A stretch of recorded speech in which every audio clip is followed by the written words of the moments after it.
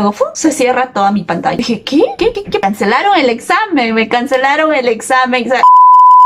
Hola, ¿qué tal? Mi nombre es María del Carmen, pero ustedes me pueden llamar Maca. Bueno, este es un video story time donde les cuento mi experiencia ingresando a una universidad extranjera, en mi caso Estados Unidos. Y ya les digo desde ahora que pues no fue nada fácil. Esto es mi caso y con esto no quiero asustarles. Yo les voy a ir contando por qué fueron otros factores y también para poder ya matar esos mitos que, bueno, por lo menos yo los tenía, que solamente la gente que tiene mucho dinero o la gente súper genia, los que eran primer puesto en la clase, solamente ellos podían ingresar a esas universidades. Y no es así. En tu caso, si tú no has sido el primer puesto, hay otras formas. Se va a tener que trabajar un poquito más para mejorar el perfil del estudiante, pero sí se puede, no es nada imposible. Justamente este video lo hago con ese objetivo de poder informar, sobre todo la información que yo hubiera querido encontrar en mi etapa de postulación, y pues de pasadita también contarle un poquito de mi experiencia para que pues se familiaricen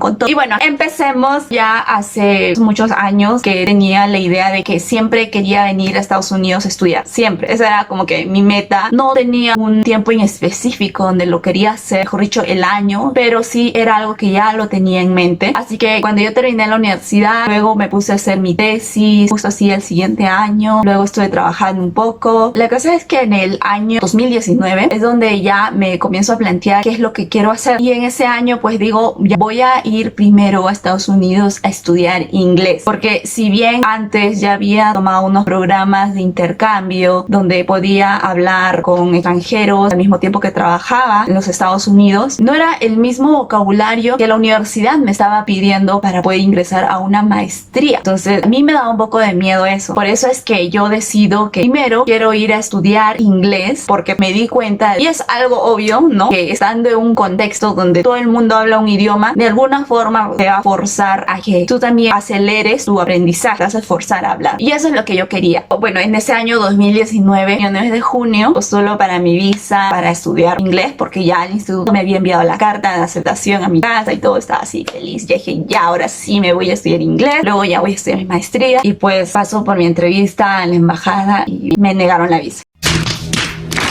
Sí, fue como que era un shock, no lo podía creer, pero al mismo tiempo también me puse a pensar, y porque ya había averiguado un poco antes, que todo el mundo pues a veces a la primera puede negarle la visa, y eso no quiere decir que siempre te van a negar, no. Así que con esa seguridad y con esas ganas yo dije, no, voy a postular otra vez. Entonces dejé pasar un poco de tiempo, unos cuantos meses, y en ese mismo año, en el mes de noviembre, volví a postular para mi visa de estudiante, y ahí sí, otra vez me negaron la visa. Estaba destrozada, estaba muy mal. Entonces dije, ¿qué hago? Y luego 2020, la pandemia, peor todavía, todo cerrado. O sea, si bien no me dieron la visa, ya la embajada cerrada, ya no sabía qué hacer. Estaba desesperada, sobre todo frustrada, creo que era la palabra. Todos mis planes en cuanto a mis estudios pues estaban yendo al tacho. Estuve mal un tiempito, o sea, no sabía qué hacer, pero luego lo pensé casi hasta fines del 2020, porque ya más personas estaban recibiendo las vacunas, la embajada también ya se volvió a abrir poquito a poco. Entonces dije, es ahora o nunca, voy a postular una vez más, mi última oportunidad. Pero tomé la decisión que ya no iba a ir para estudiar inglés, porque me comuniqué con una universidad preguntando sobre los cursos de inglés, y uno de los señores que me contestó me aconsejó y me dijo, yo te recomendaría que no vengas a estudiar inglés ahora, porque estamos en pandemia y todo es virtual. Creo que por gusto gastarías tu dinero venir a los Estados Unidos y estudiar inglés, porque finalmente lo vas a estudiar desde una computadora, y creo que eso lo puedes hacer muy bien en tu país, y así te vas a ahorrar más. Eso me acuerdo que eran las palabras de esa persona, y pues sí, tenía razón. Si mi objetivo de ir a estudiar inglés a Estados Unidos era porque iba a poder hablar con otras personas nativas de ese país y así mejorar mi fluidez, y en este caso pues ya no lo iba a hacer, no iba a ser igual, porque todos estaban metidos en sus casas. Entonces iba a ser en vano gastar tanto dinero. Entonces en el año 2021, todo ese año decidí, voy a estudiar inglés aquí en Perú, en mi país, y ahí comenzó como que una tortura de estudios, porque fue muy pesado. En mi caso fue así, muy difícil, muy estresante. Y bueno, en ese año, 2021, comencé a averiguar los requisitos de las universidades que se necesitaba para poder ingresar, y sobre todo ya no para estudiar inglés, sino de frente para ir a estudiar una maestría. Y ahí comienza ya todo lo que necesitamos para poder ingresar a una maestría. Entonces, los requisitos fundamentales que pedían las universidades estadounidenses eran dos exámenes, GRE y el TOEFL o IELTS. El GRE, que es un examen como razonamiento matemático y verbal, todo esto en inglés. Así como, no sé cómo será en otros países, pero en Perú, cuando queremos ingresar a una universidad, nos toman un examen de admisión donde tenemos una sección de razonamiento matemático y otro razonamiento verbal. El razonamiento matemático básicamente son ejercicios cortos de, pues, matemática, obviamente, y el razonamiento verbal son textos donde tienes que leer, luego marcar la respuesta de acuerdo a una pregunta, y esos textos que venían en la comprensión lectora no son textos de cuentitos que puedas encontrar ahí en internet, textos informales, no era eso, sino eran textos mucho más formales, hasta filosóficos, diría yo. Era súper complicado. Utilizaban un vocabulario que ni yo misma tal vez sabía en español. Por eso es que tomé un curso de preparación, consistió de un mes, y debo decir que aunque la persona que me enseñaba sí se notaba que estaba muy preparada, me di cuenta que tal vez no debí tomar ese curso, sino más bien primero buscar por mi cuenta, y ahí es donde yo les aconsejo. Primer consejo, busquen en YouTube. De verdad que en YouTube es una herramienta hoy en día muy importante, fundamental en cuanto a información. Si bien hay videos así de entretenimiento, también hay videos muy informativos, hasta incluso de enseñanza. Busquen ahí, hay miles y miles de videos donde te enseñan sobre exámenes de GRE y de TOEFL, IELTS, y así que ahí se van a ahorrar mucho dinero en cuanto a la preparación del examen. No es que no les aconseje tomar un curso de preparación con una persona, pues si tienen la posibilidad, háganlo, pero yo creo que primero YouTube, y ahí pues van a encontrar toda la información y gracias, o sea, eso es lo mejor. Por eso es que yo, una vez que tomé ese curso, que igual seguía perdida, porque aparte que costaba mucho y duraba un mes y medio, creo. En mi opinión, en mi caso, tal vez a otras personas les va a servir, por eso no voy a decir el curso que tomé. No me sirvió mucho, incluso me asusté un poco más, porque vi como que, wow, qué difícil, porque de frente fue a leer textos, ya, y así. Después ya comencé por mi cuenta a buscar en videos en YouTube, y encontré así un grupo de videos donde te explicaban cada cosita, técnicas de leer. Fue mucho mejor estudiar mediante YouTube. Luego también estaba el TOEFL. Ese es otro examen donde te evalúan tu nivel de inglés desde 0 a 120. En el IELTS creo que es de 0 al 7, por ahí, no me acuerdo muy bien. Yo entre esos dos exámenes decidí dar el TOEFL porque el IELTS es un inglés británico, pero ya luego practicaba en mis viajes el inglés americano, y entonces dije mejor el TOEFL, que estaba mucho más familiarizada con el inglés americano porque pues era lo que había ido practicando últimamente. Entonces decidí ir por el TOEFL. Igual había tomado un curso, ahí sí debo decir que ese curso fue malísimo. La persona que me enseñaba era una chica, ella dominaba excelente el inglés, pero no siento que me haya preparado realmente para el TOEFL, porque más era hacer ejercicios en una oración, identificar el error de la gramática del inglés. Eso, entonces yo me quedé con esa idea y pues no era así, y eso también fue un error de mi parte, no haber investigado antes de qué se trataba el TOEFL. Luego, cuando ya terminó ese curso, y ahí debo decir pues que consejo número 2, primero infórmense muy bien en qué consiste cada uno de esos exámenes, cada parte. Entonces, si deciden irse por un curso, ya van a estar un poco familiarizados, y también van a poder exigirles a sus profesores, oye, no me estás enseñando esto, no me estás enseñando esta sección, o mejor explícame más esta parte que es mi punto más débil, esas cosas. Yo no hice eso, yo no averigüé, dije el profesor me va a explicar todo, y no fue así. Por eso es que digo que YouTube definitivamente fue mi profesor, que me ayudó en todo mi aprendizaje de inglés, porque yo estudié de forma autodidacta. Finalmente esa fue la forma que estudié. Entonces, durante todo el año 2021 me la pasé estudiando el GRE y el TOEFL todos los días, todo el día. Me organicé desde enero hasta junio. Dije, voy a estudiar todo para el examen de GRE, y de julio hasta noviembre, un poquito antes de que termine el año, voy a estudiar para el TOEFL, porque en mi opinión, entre el TOEFL y el GRE para mí fue mucho más difícil. Por eso es que tomé prioridad y más tiempo para el GRE. Y bueno, pues llegó el mes de julio en el 2021, donde programé mi fecha para dar mi examen en línea, por todo era virtual. Cuando ya estaba ahí en el examen, fue súper estresante. La parte de matemática sí lo hice, creo que eso es lo que más me subió puntos, pero la parte de comprensión lectora, los textos, me parecieron súper difíciles, porque como les repito, eran textos tipo filosófico o recontraformales. Había vocabulario que sí, yo estudié bastantes vocabulario. Si desean, en un video les voy a enseñar todas mis técnicas de estudio que hice. Tenía así bastantes hojitas donde me ponía palabras y su significado. Estudié bastante eso, pero en ese momento veía cómo corría el tiempo. Es muy difícil para mí esa parte. Habían partes que sí lo contesté bien y otros textos que no. Me ganó el tiempo. Luego cuando vi mis resultados, pues no era el resultado que yo esperaba. Por lo menos no alcanzaba a la nota que me estaba pidiendo la universidad que yo quería. Y ahí fue otro punto de frustración porque no sabía qué hacer. Dije, ¿qué hago? Ya ahorita el año se pasa, ya era julio. Y dije, tal vez puedo dar otra vez el GRE, pero ya no me va a dar tiempo para prepararme con el TOEFL. Ahí es donde comencé a averiguar en otras universidades qué puntaje me estaban pidiendo con el GRE. Y me doy cuenta con la sorpresa de que habían muchas universidades que habían cancelado el GRE por el tema de la pandemia. Y dije, ya, perfecto. Tengo que aprovechar eso sí o sí. Dije, ya, GRE, lo siento, lo dejo a un costado. Lo he dado de todas maneras, ya sé cómo es y me ha servido mucho esa preparación también porque en el TOEFL iba a ser un poquito de lo mismo, comprensión lectora, pero ya no estaba con esa incertidumbre que tengo que dar el GRE otra vez y así que ya lo dejé porque pues habían muchas universidades muy reconocidas y prestigiosas que ya no pedían el GRE. Por ejemplo, la Universidad de Berkeley en California ya no lo pedían, entonces ahora solo el TOEFL. Me concentré mucho en el TOEFL también, muy difícil porque, como lo repito, es un inglés con un vocabulario muy distinto al que podemos usar entre amigos. Y en el mes de noviembre dio el examen. No saben qué pasó. Yo por tonta y por la emoción, en el examen TOEFL tú tienes un break porque duran 3 horas, donde primero lees textos, luego tienes el break y luego das examen oral y escrito. En ese break yo salgo de mi habitación porque había dado mi examen en mi habitación. Yo salgo de mi habitación y mi mamá estaba afuera. Ella me pregunta, ¿qué tal? ¿Cómo te fue? Y yo pues emocionada digo, no sé, más o menos, pero por lo menos sí estoy segura en algunas preguntas que sí le he respondido bien porque justo vinieron la palabra, digamos, esta palabra ¿qué significa en el texto? Y era justo las palabras que yo había estudiado en mis hojitas que me hacía mi vocabulario. Por lo menos hasta ahí yo tenía asegurado unos puntos. Estaba muy segura de que eso lo había hecho bien. Entonces yo le cuento esto a mi mamá y le digo, no, que sí, yo había estudiado esas palabras y justo eso me viene en el examen. Cuando regreso a seguir con el examen, la señorita que monitorea y me dice, ¿has hablado durante tu receso? Yo le dije, sí, con mi mamá, y me dice, ¿has hablado sobre el examen? Y yo le digo, no, le mentí, le dije, no, solo me estaba preguntando si quería comer. Porque bueno, también me preguntó eso mi mamá. Entonces, y eso es lo que le dije, pues, ¿no? Ah, ok,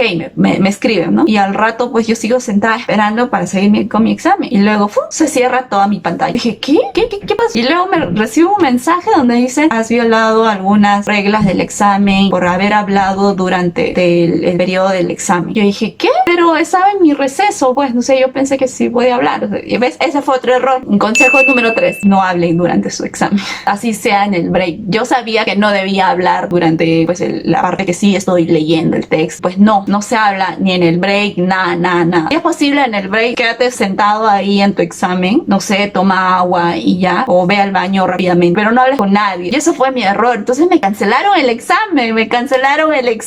Dije, ¿qué hago? O sea, comenzaba a enviar mensajes sobre qué había pasado, mi situación, si podía mejorarlo. Y no, ya nadie me contestaba y ya, pues quedó ahí. Y estaba con esa pica. Dije, no, voy a dar otra vez el examen TOEFL. Así que lo di ese mismo mes. Eso fue ya completamente diferente. Si bien la estructura era la misma, pero el contenido ya fue diferente. Por lo menos las palabras que pedían que diga el significado no eran las que yo había estudiado. Los textos me parecieron mucho más difíciles. Luego cuando ya vi mis resultados, saqué una nota promedio, pero no era la nota excelente que yo estaba buscando. Ya estaba casi a fines de noviembre. Ya no me va a alcanzar el tiempo. Sobre todo porque yo quería postular a la Universidad de Harvard. Y la Universidad de Harvard, su fecha límite de postulación era, si no me equivoco, el 15 de diciembre. Y yo estaba en noviembre, casi ya finalizando noviembre. Y dije, si doy otra vez el TOEFL y luego todavía tenía que llenar otros requisitos, no la iba a hacer. Estaba desesperada porque el año ya terminaba. Las fechas límites para poder inscribirse a la universidad también ya estaban cerca. Entonces,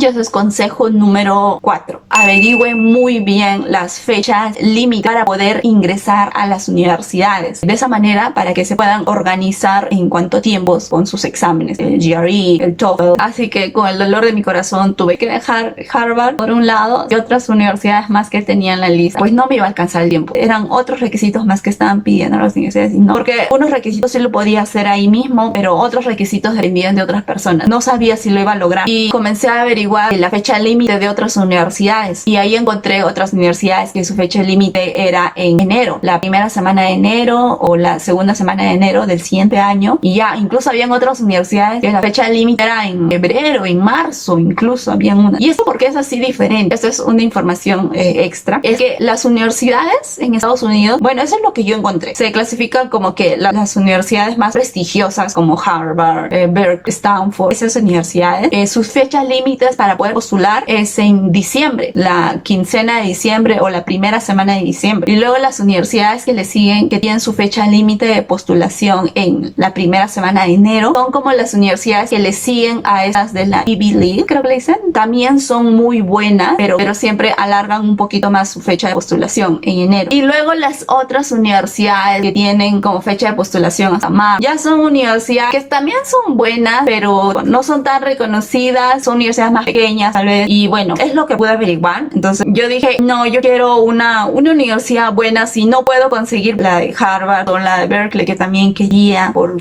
cuestión de tiempo, que ya me fui por las que seguían y igual son muy buenas y además eran las que se ajustaban a mis tiempos de preparación. Y eso es consejo número 5. Tengan como mínimo un año de anticipación para poderse organizar en cuanto a tiempos para dar sus exámenes, preparar los otros requisitos y poder llegar a la fecha de postulación tranquilos, sin prisa, y postular a la universidad que ustedes quieren. Entonces comencé a averiguar nuevamente los exámenes de postulación. Me había quedado con el tema del TOEFL y también me di cuenta que ya estaba gastando muchísimo dinero. Había gastado con el GRE, con 2 exámenes de TOEFL. Cada examen cuesta alrededor de $220. Era muchísimo dinero. Y yo dije, otra vez voy a dar el TOEFL. Son otros 200 y tantos dólares. Estaba al límite con mi presupuesto, porque luego tenía también gastar dinero para postular a las universidades alrededor de 90 a $100 por postulación. Podía gastar más dinero. Estaba así ahorcada. Entonces seguí averiguando por internet. Encontré otra opción. Había el tema del examen Duolingo. Y esto me sorprendió muchísimo, porque pensé que el Duolingo era solo una aplicación donde tú podías practicar el inglés con tipo jueguitos, algo así. Y no sé si fue por el tema de la pandemia o muchas personas estaban dando exámenes de inglés en ese tiempo. Abrieron como opción el Duolingo. El Duolingo estableció un nuevo tipo de examen, tipo TOEFL, pero era más corto en cuanto a tiempo. Si bien el TOEFL duraba algo de 3 horas y media, el Duolingo te duraba 1 hora, si no me equivoco, y costaba menos. Entonces yo en ese momento, como vi que Duolingo era una opción, dije, ya, hagámoslo, porque costaba $45, muchísimo más barato a un examen del TOEFL o el IELTS. Pero eso sí, consejo número 6, averigüen todas las posibilidades en cuanto a examen de inglés están aceptando, si TOEFL, Duolingo o tal vez hay otro examen. Averigüense todas para que ustedes luego puedan ver qué examen les conviene en cuanto a tiempo, dinero, y puedan dar el examen que mejor se ajuste a ustedes. Y entonces yo averigüé y dije, tal vez es una estafa, no sea cierto, es información, y me di cuenta que hasta la Universidad de Harvard estaba aceptando el examen Duolingo. Entonces, y no solo Harvard, habían otras universidades prestigiosas que también estaban aceptando ese examen. Entonces dije, no, esto no es broma, dije. Así que dije, ya, voy a darle una oportunidad al Duolingo, voy a dar ese examen para ver qué tal es, porque dije, en el peor de los casos, que no lo dé bien, puedo darlo otra vez. Igual estaba $45. Y nuevamente busqué en YouTube tutoriales. Hay un profesor muy bueno que te enseña cada paso, cada etapa del examen. Di el examen de Duolingo y sí, me fue muy bien. Y me gustó el examen porque, si bien era un poco estresante ver el tiempo que pasaba, creo que era un examen mucho más dinámico. Ahí el examen se evaluaba del 0 al 160 y yo saqué, me acuerdo, que 100 puntos. Y muchas universidades estaban aceptando 100 puntos. 100 puntos era como un nivel intermedio, pero la universidad que yo quería estaba un poco más arriba, pedían más de 100 puntos. Dije, ya, voy a dar otra vez el examen. Esta vez me fue mucho mejor, saqué 110. Ay, estaba cerca a la nota que estaban pidiendo universidades top. Así que ya, dije, la última vez que lo doy. Di otra vez el saqué 120, pero yo quería más nota, porque dependiendo de la nota más alta que tengas, tenías más posibilidades de postular a las universidades, se abrían más opciones. Pero ya nuevamente estaba contra el tiempo, ya no podía seguir dando más exámenes porque ya estaba en mes de diciembre. Lo pensé mejor otra vez, por cuestión de tiempo, ya, aquí queda. Ya tenía una buena nota, así que me quedé con eso y más bien ya comencé a seguir con los otros requisitos. Y esta es otra información. Otro de los requisitos que te piden las universidades americanas para postular en cuanto a maestrías, es un ensayo sobre tu intención de por qué quieres venir a estudiar a esa universidad. Tienes que explicar que me gusta su programa de estudios, porque ya conozco gente que ha estudiado ahí y me han contado lo buena que es, no sé, cosas así. Tienes que explicar tus razones y yo les aconsejo esto, consejo número 6, que sea un ensayo muy personal. No hagan ensayos muy genéricos que digan, yo siempre he querido estudiar al extranjero, no sé, cosas así. Creo que todo el mundo escribiría eso. No digo que esté mal, pero creo que a eso añádanle algo muy personal, una experiencia muy particular de por qué quieres ir a estudiar. Y otro requisito también que estaban pidiendo era las cartas de recomendación de tus profesores o tu ex jefe o compañeros del trabajo. Y ahí comencé a contactarme con mis profesores de la universidad. Les, por favor, escríbanme una carta de recomendación. También me contacté con una ex compañera de uno de los trabajos que tuve y así les escribía todo el tiempo. Creo que los he estresado también a ellos porque a cada rato les escribía, oye, ya está mi carta ahí atrás, me comunicaba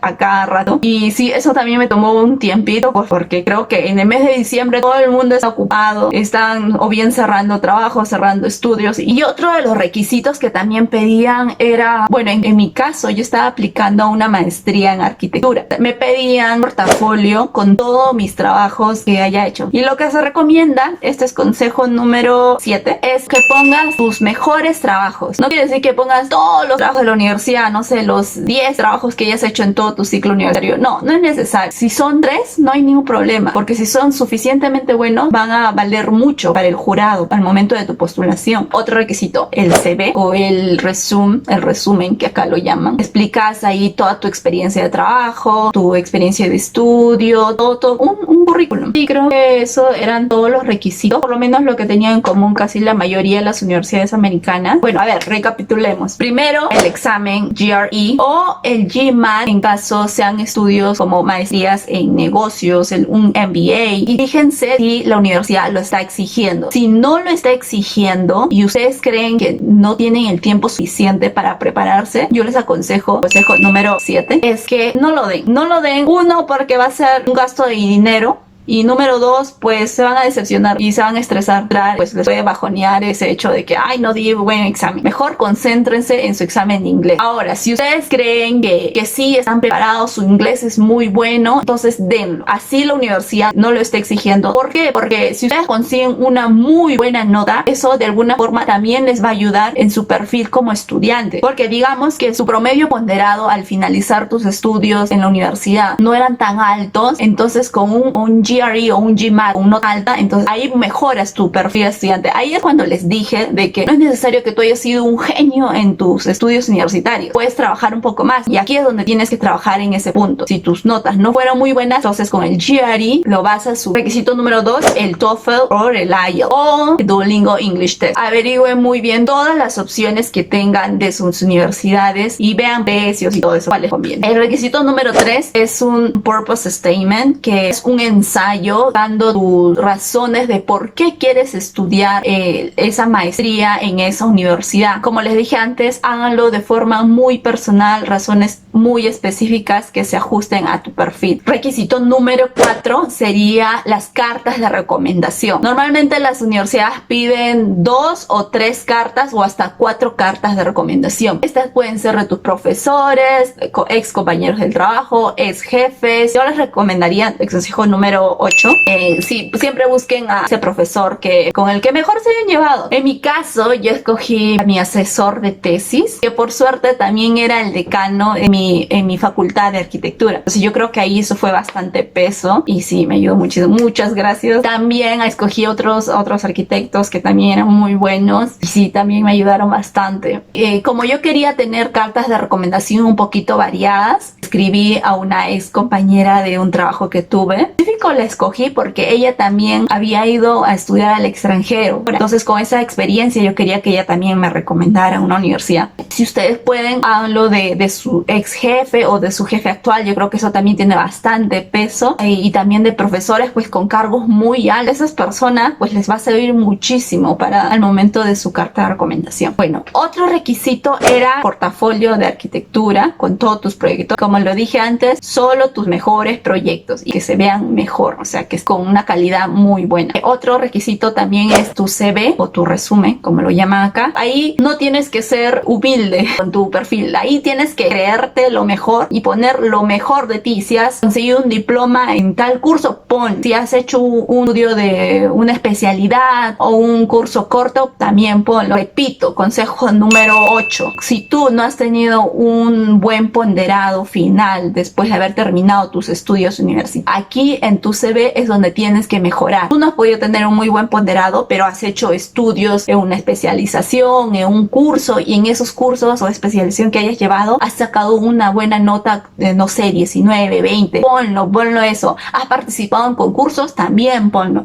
Has hecho un voluntariado, también. Todas esas cositas que te ayuden, que te van a sumar para mejorar tu perfil como estudiante. Y bueno, y ya el último requisito, esto también varía bastante, es el promedio ponderado. Para postular a una maestría te piden como mínimo un promedio ponderado de 3.5 o hasta de 4 puntos. Eso traducido o convertido, mejor dicho, a una nota peruana sería un promedio ponderado de 16, 15 o 14. Entonces tienes que ver según tu ponderado a qué universidades aplica. Ya todos estos requisitos los hice, no sé cómo, los hice casi todo en el mes de diciembre y un poco en los primeros días de enero. Ya postulé al final, tenía una lista como de 10, de 20 universidades. Miren un ratito. Miren, yo tenía acá toda una lista de universidades, eran creo que más de 20, 30 universidades que tenía, y ya las iba descartando según el tiempo, el límite de postulación y todo. Bueno, al final postulé a 6 universidades y ese es consejo número 8. Postulen a más de una universidad, no se cierren y sean tercos, yo quiero esta universidad, yo quiero. No, o sea, si realmente lo quieres y sabes que vas a ingresar, no sé, ya hazlo, ¿no? Pero yo sinceramente les aconsejo, postulen a más de una, por lo menos a más de una. ¿Por qué? Porque hay muchas universidades que cuando tú postulas y ven que tienes un perfil muy bueno como estudiante, te ofrecen becas. Y sí, y eso es lo que yo conseguí. Yo, de las 6 universidades, gracias a Dios, todas me aceptaron. 3 universidades me ofrecieron beca y las otras 3 no, solamente aceptaban a la maestría. Una universidad me estaba ofreciendo, bueno, no era una beca en sí, en realidad era como que yo iba a trabajar en la universidad por los 2 primeros semestres y me iba a pagar algo de 8,000 y tantos dólares. Entonces eso era el beneficio que me estaban dando. La otra universidad me estaba ofreciendo 17,000 dólares en beca y eso me servía mucho como por lo menos para el primer semestre. Y la tercera universidad a la cual yo ingresé y finalmente pues acepté, me estaba ofreciendo 40,000 dólares en beca. Bueno, no solo por eso elegí a la universidad, sino también porque comencé a comparar a las 6 universidades que había postulado y si bien todas eran muy buenas, comencé a averiguar, descartar, ¿no? O sea, digamos, quién está más arriba en un ranking. Ahí comencé a organizarla. Ya, entonces esta universidad está mucho más arriba que las otras. También otro factor fue el costo de vida, porque pues yo iba a venir a una ciudad que no conocía a nadie y tenía que alquilar un lugar, entonces tenía que ver en qué lugares el costo de vida, la renta de un cuarto, todos esos requisitos. Si quieren les hago otro video explicando todo esto, cómo escoger una universidad, más para no hacer tan largo este video. Y ya, finalmente yo escogí esta universidad, me pareció muy buena académicamente. Él tiene un campus muy bonito, grande y la calidad de profesores son muy buenos. Y bueno, así que me dieron esta beca y elegí esta universidad y estoy aquí. Ya estoy 2 semanas prácticamente estudiando. Debo decir que esta universidad es muy bonita, muy bonita, es muy grande. Si quieren les hago otro video también enseñándoles todo el campus. Y sí, estoy muy feliz. Con esto, ya para cerrar el video, darles un último consejo número 9, es no se den por vencidos. No se den por vencidos. Todo se puede. Sí, hay cosas que van a costar más esfuerzo, vas a tener que estudiar más, vas a tener que trabajar más, pero pues si tú realmente quieres algo y estás enfocado en eso, lo puedes lograr. Miren, yo les digo en base a mi experiencia, creo que pasé un año entero o casi 2 años así frustrada porque no sabía qué hacer, todos mis planes se me venían abajo, mis planes, mis sueños, de verdad estaba destrozada y pues tenía 2 opciones, o quedarme quedarme ahí triste sin poder lograr todo lo que yo quería. Ay, perdón. Ya, volví. O la otra opción era pues seguir con mis planes, enfocada. Sabía que me iba a costar tiempo porque uno, pues la pandemia había limitado muchas cosas. Estudiar el inglés, que fue súper difícil para mí porque no tenía un muy buen nivel de inglés. Me costó bastante, pero pues ahora puedo decir que valió la pena cada noche, cada día, cada tarde que me ponía a estudiar. Y consejo número 10, háganlo con mucho tiempo de anticipación. Tienen que analizarse mucho en cómo está tu nivel de inglés, matemáticas, porque tanto el GRE como el GMAT te piden matemáticas para que puedan practicar. También averigüen ejemplos, modelos de ensayos, sus cartas de recomendaciones. Si es 1 año o hasta 2 años que te va a tomar cumplir con todos esos requisitos, trabajenlo duro hasta conseguir cada uno de ellos. Siempre piensen ahí en lo que pueden lograr. Con esto cierro el video. Espero realmente que les haya gustado mucho. Esto es algo muy personal que me ha pasado. Les he querido contar un poquito de mí. También que les haya servido esta información en cuanto a los requisitos para poder ingresar a una universidad extranjera. Estos requisitos varían un poco, depende a qué país quieran ir, pero básicamente es casi lo mismo. Si quieren otros videos, no sé, en cuanto a información del TOEFL, el Duolingo, que también es otro examen que tomé, del GRE, cada parte en qué consiste, consejos para cartas de recomendación, ensayos, cualquier cosa, déjenme aquí en los comentarios. Yo les puedo hacer otros videos explicando cada uno de su proceso, que sí, tengo bastante información. Y bueno, también me pueden seguir en mis redes sociales, estoy más activa en Instagram y ahí publico cosas que me pasan en la universidad o lo que voy conociendo aquí en Estados Unidos y sí, estoy muy feliz de haber logrado finalmente esta meta, este sueño que tenía de venir a estudiar a Estados Unidos. Bueno, ahora sí me despido. No se olviden, dejen sus comentarios, de darle like si les gustó el video. Así que nos vemos en un siguiente video. ¡Chao!